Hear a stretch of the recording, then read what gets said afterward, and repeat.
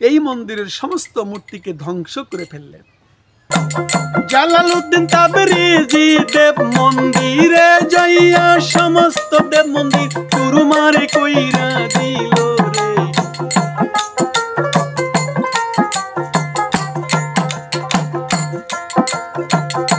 দেব মূর্তি চুরমারে করে ভেঙ্গে দিল, তাই সমস্ত কাফেরকে মুসলমান করে ফেললো আপনাদের জানাই। এই বন্দরটিকেও নিজের বাসস্থানে পরিণত করলো এই আল্লাহর আউলিয়া রে।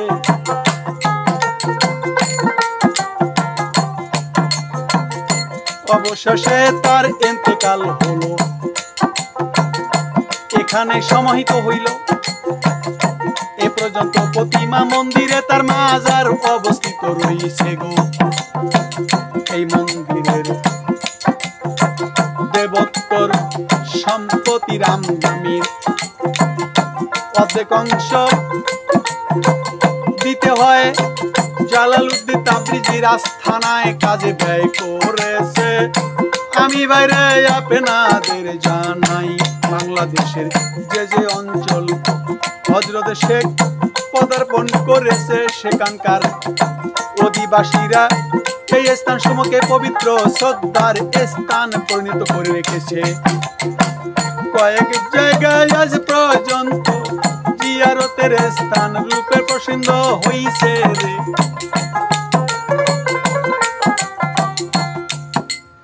কাফেরদেরকে মুসলমান করলো, দেব মন্দিরগুলো ভেঙে গেল। এ পর্যন্ত প্রতিমার মন্দিরে তার মাজার অবস্থিত রয়েছে। এই মন্দিরের দেবোত্তর সম্পত্তির, এই দেব মন্দিরের যেগুলো সম্পত্তির আমদানির অর্ধেক অংশ হযরতে শেখ জালালউদ্দিন তাবরিজির আস্তানার কাজে ব্যয় করেছেন। বাংলাদেশের যে যে অঞ্চলে হযরতে জালালউদ্দিন তাবরিজি পদার্পণ করেছিলেন সেখানে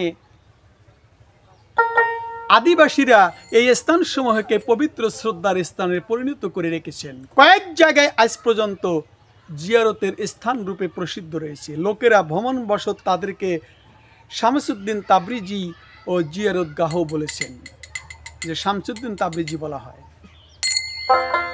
মোট কথা তার কামিলিয়াত এবং কেরামত এত অধিক যে ক্ষুদ্র গ্রন্থে লিখে শেষ করা অসম্ভব। তার অবস্থার পরিচয় চিশতিয়া তরিকার পীর ও মুর্শিদদের মালফুজাতে দৃষ্টিগোচর হয়। জাওমাউল কালিম গ্রন্থে পরিণত আছে হযরতে শেখ জালালউদ্দিন তাবরিজি ভ্রমণ করতে করতে যখন শেখ ফরিদ গঞ্জেশ্বর দেশে পৌঁছিলেন তখন হযরতে গঞ্জেশ্বরে খুবই অল্প বয়স্ক বালক ছিলেন। হযরত জালালউদ্দিন তাবরিজি রহমাতুল্লাহ শহরের লোকদের কাছে জিজ্ঞেস করলেন, এখানে আল্লাহওয়ালা কোন দরবেশ লোক আছে কি কোনো? ওই দেশের মানুষ বলল, তার উত্তর করে বললেন, আপনার বগলের, আপনার পাগলের মতো একটি বালক আছে, আপনারই মতন, জামে মসজিদে পড়ে থাকে, সর্বদা আল্লাহ পাকের জিকির আজগারেই মশগুল থাকে। হযরত শেখ জালালউদ্দিন তাবরিজি তার সাথে দেখা করার জন্য জামে মসজিদে গমন করলেন এবং নিজের জামবিল থেকে একটি আনার ফল বের করে শেখ ফরিদগঞ্জে শেখর তাহাকে দিলেন।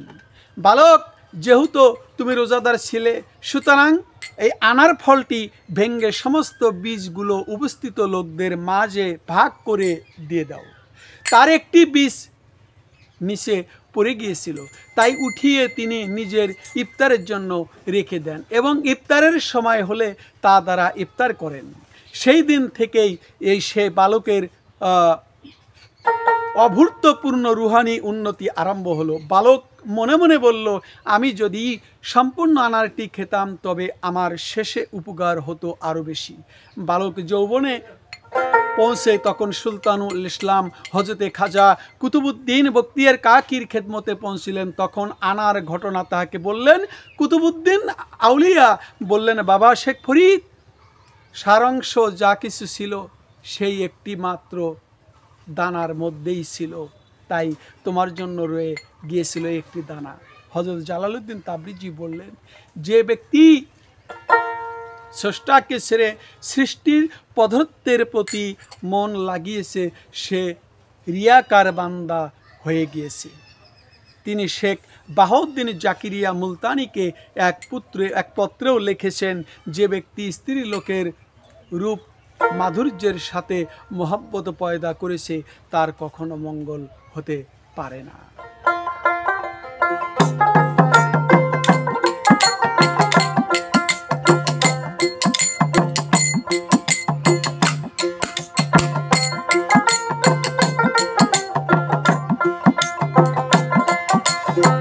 খাজা গরিব নওয়াজ সম্পর্কে যাইতেছি বলিয়া, আর বিচ্ছেদের জ্বালায় আমার প্রাণে হযরত খাজা হাসান সানজারি আজমেরি জগন্নাথমণি নাম দিব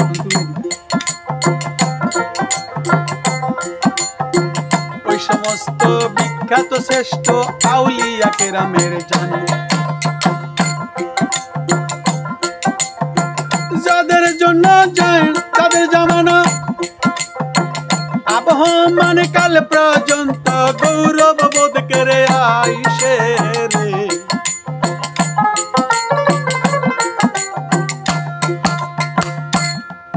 হযরত মঈনুদ্দিন হাসান সানজারি আজমেরি ওই সমস্ত বিখ্যাত শ্রেষ্ঠ আউলিয়া কেরামের ন্যূনতম, যাদের জন্য জামানা আবহমান কাল পর্যন্ত গৌরব বোধ করে এসেছে এবং কিয়ামত পর্যন্ত অব্যাহত থাকবে। তার মর্যাদা ও খ্যাতি অতুলনীয়, অনুপম। কুফুরির কেন্দ্র হিন্দুস্থানে ইসলামের আলো তারই ঐকান্তিক চেষ্টার ফলে বিকশিত হয়েছিল এবং হিন্দুস্থানে ইসলাম ও বহু মতের ভিত্তি ও প্রস্তুরি তারই পবিত্র হস্তে প্রতিষ্ঠিত হয়েছিল। খাজা বাবার বংশ পরিচয়। মঈনুদ্দিন হাসান সানজারি 536 হিজরি মতান্তরে ইমাম গাজ্জালি রহমাতুল্লাহ আলাইহি ইন্তেকালের 31 বছর পরে হজরতে 537 হিজরিতে পারস্যের সিস্তান বা সেজস্তান প্রদেশের সানজার নামক নগরে জন্মগ্রহণ করেন। তার পিতা খাজা গিয়াসউদ্দিন হাসান। এই গিয়াসউদ্দিন হাসান একজন ধনবান প্রভাবশালী বণিক ছিলেন। তিনি জাহেদ ও আবেদ ছিলেন এবং হযরতে খাজা গরিব নওয়াজ আরাম আয়েশের মধ্যে প্রতিপালিত হয়েছিল। তিনি ঊর্ধ্বতন ও দ্বাদশতম পুরুষের মাধ্যমে পিতা মাতা অভিভাবকী উভয়ই থেকে হযরতে আলীর সাথে বংশধর এবং সমন্বয়যুক্ত ছিলেন। সুতরাং তিনি পিতা ও মাতা উভয় দিক থেকেই সাইয়্যিদুল মুরসালিন নবীর বংশধর।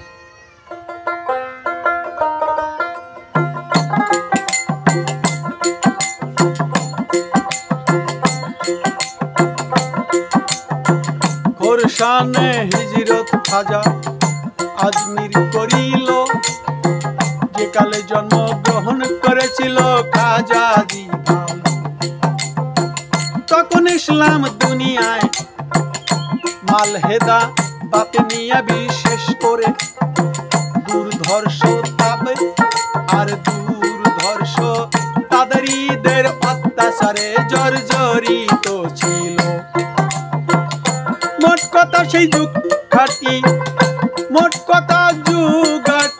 সেই যুগটি ইসলাম দুনিয়ার জন্য ভীষণ সংকটময় ছিল রে।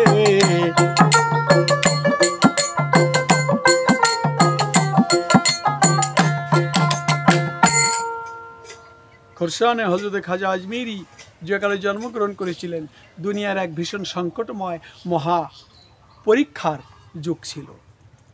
সিস্তান এবং খোরশান অঞ্চলও ছিল অত্যাচারীদের ধনশিলার ভূমিতে পরিণত হয়েছিল। চতুর্দিক শুধু খুন খারাপি হাহাকার করত। তদুপরি দেশের রাজনৈতিক কোন্দল এক ভয়াবহ আকার ধারণ করেছিল। মুসলমানেরা বিভিন্ন দলে দলে বিভক্ত হয়ে পড়েছিল। তাদের একদল অপর দলকে পর্যস্তন ও ধ্বংস করার জন্য সর্বদা পরস্পরে লেগে থাকত। বিশেষ করে মালেহেদা ও বাতিনিয়া উপর দলকে সেই ফেরকাদাহায় দেশের মধ্যে এক দারুণ ত্রাসের সৃষ্টি করে রেখেছিল। ফল কথা এবং বিদ এই ঘটনাবলীর কারণে পিতা সিস্তান ত্যাগ করতে বাধ্য হয়েছিল।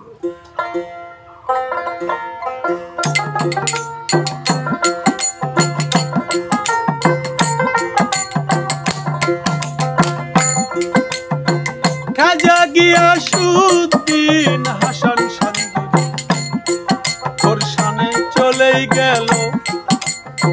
খাজা আজমেরি এখানে প্রতিপালকি হইতো লাগলো, কিন্তু স্থানীয় সেই অত্যাচারী কাদেরীদের আক্রমণ থেকে মুক্ত ছিল না, বরং অল্প সময়ের মধ্যে খোরসানের অবস্থান অঞ্চল হতেও বিদায় লইয়া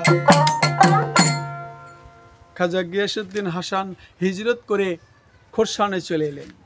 খাজা আজমেরি রহমাতুল্লাহ এখানেই প্রতিপালিত হতে থাকে, কিন্তু স্থানীয় সেই অত্যাচারী তাদারিদের আক্রমণ থেকে মুক্ত ছিল না, বরং অল্প সময়ের মধ্যেই খোরসানের অবস্থান অন্যান্য অঞ্চল হতেও শোচনীয় হয়ে পড়ে।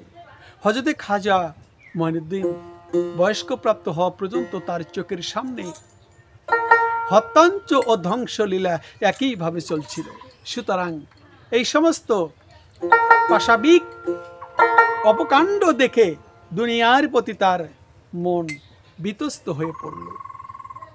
খোরসানে তৎকালীন ধর্মীয় পরিবেশ, ধর্ম ও মাযহাবের পরিপ্রেক্ষিতে তখন সমগ্র ইসলাম দুনিয়ার অবস্থা বড়ই অশান্ত এবং বিশৃঙ্খল ছিল। ইসলাম ধর্ম অবলম্বীদের মধ্যে বহু ফেরকার উদ্ভব হইয়াছিল। ধীরে ধীরে বলবো কথা, আমি বাকি না রাখবো।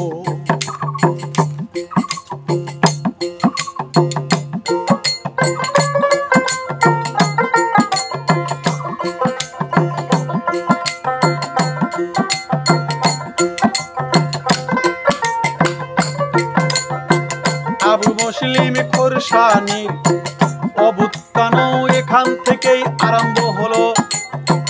রাওয়ান্দিয়া ফিতনার উদয় খোরসান থেকে হইয়াছিল।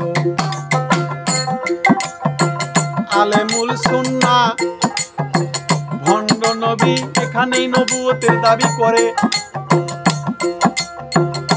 হাসান ইবনে শহবর বিশ্বশ্রুতি ধ্বংসত্ব ফেরকার উদ্বোধন এখান থেকেই হয়েছে। ধর্মদ্রোহী মালহেদারা এই দেশ থেকেই গজিয়ে উঠিল।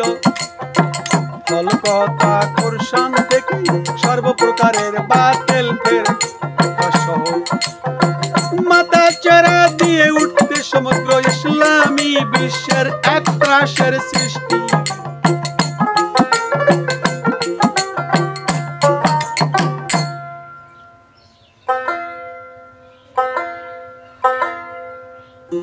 খোরসানের এই দুর্দিনে হিজরি 551 সনে তার পিতা হযরতে খাজা গিয়াসউদ্দিন হাসান সানজারি ইন্তেকাল করেন। এই সময়ে তার বয়স ছিলেন মাত্র 15 বছর। দেশে বিরাজমান রাজনৈতিক ও অসামাজিক বিশৃঙ্খলার কারণে তার কিশোর মন এমনিতেই ব্যথিত ছিল পিতা হারানো। তদুপরি পিতার মৃত্যুতে তিনি আরও আঘাত পেলেন, কিন্তু তিনি হতাশ হলেন না। তখন থেকে তিনি মাতা বিবি নূর তত্ত্বাবধানে প্রতিপালিত হতে থাকেন, কিন্তু অতি অল্প দিনের মধ্যে তার মাতাও পরলোক গমন করেন। ফলে জীবন সংগ্রামের মহান রণক্ষেত্রের তিনি সম্পূর্ণ একাকী হয়ে পড়লেন। কে? খাজা আজমেরি। পিতার মৃত্যুর পর খাজা আজমেরি ওয়ারিশি সূত্রে শুধু একটি বাগান ও একটি চাক্কি প্রাপ্ত হলেন। তিনি ওই বাগানটির দেখাশোনা করে তার আয়ের দ্বারাই জীবিকা নির্বাহ করতে লাগলেন। খাজা বাবা বাগানের সংসারের যাবতীয় কাজকর্ম তিনি নিজের হাতেই করতেন।